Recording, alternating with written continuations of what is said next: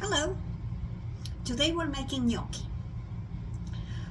Like most of my recipes, I learned this from my grandmother, Bobedina, who never had a piece of written recipes in her life, and she also never had measuring cups. She sort of had a feel for it, and that's what she told me. My gnocchi are very, very basic. I like my recipes very simple. 3 ingredients. I have flour, about a cup. I have more than that because I'm going to need for shaping. Mashed potatoes and an egg. That's all. I have a little under a pound of potatoes. That's about 2 biggish ones. This is why it's important that you're flexible with the quantities, because potatoes come in different shapes and sizes. Flour is not always the same. It could be humid, it could be dry. The egg is not the same size. So I already cooked the potatoes and mashed them. You want them cool, otherwise the egg is going to become scrambled eggs and you don't want that. So you have the mashed potatoes and you have the egg.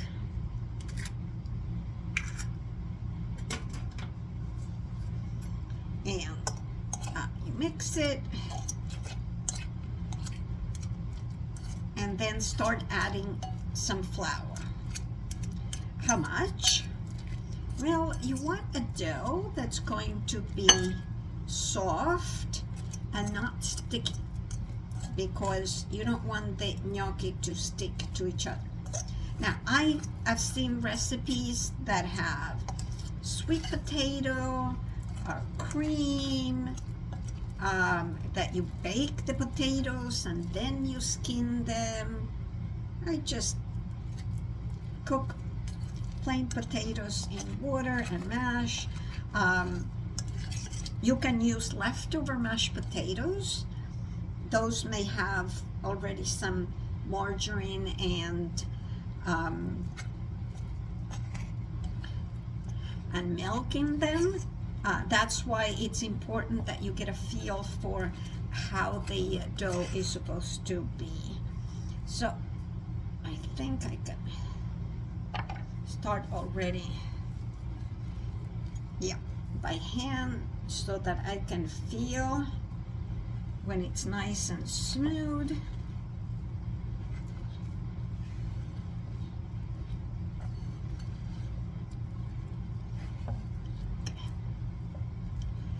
It's getting there. This one, it's taking a lot of flour. Again, it depends on the potatoes, it depends on the egg.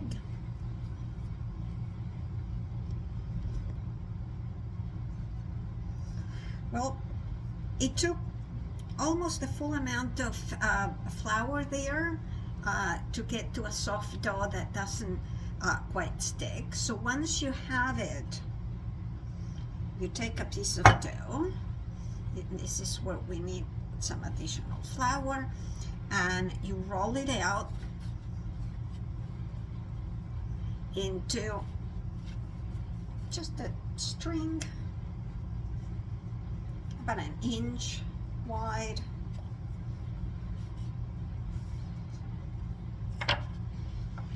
There you go. Now you can see that.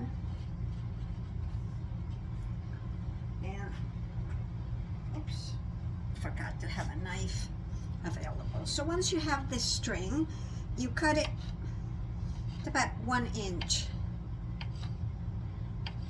between each. Now, sometimes I go to restaurants and they say they have homemade gnocchi, and what they have are pellets. That's lazy, because that's not really a gnocchi.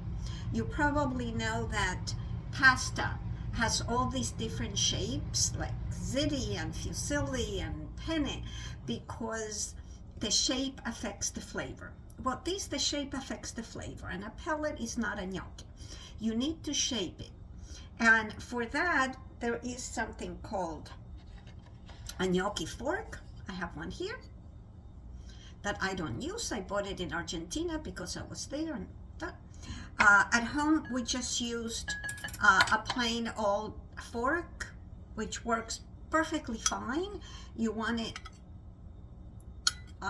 with flour in it so the gnocchi doesn't stick to it. And what you do is you put it on the fork, you press it down with your thumb, and you twist it.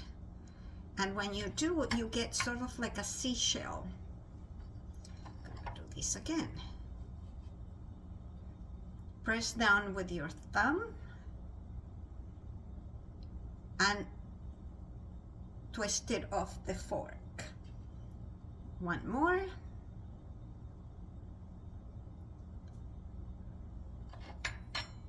It's ridged and it's like a seashell with space inside it.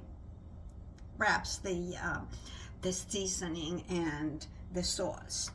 So you keep doing that with the rest of the dough. I have a pot of water with salt boiling. You may want to add a drop of oil. It keeps it from sticking.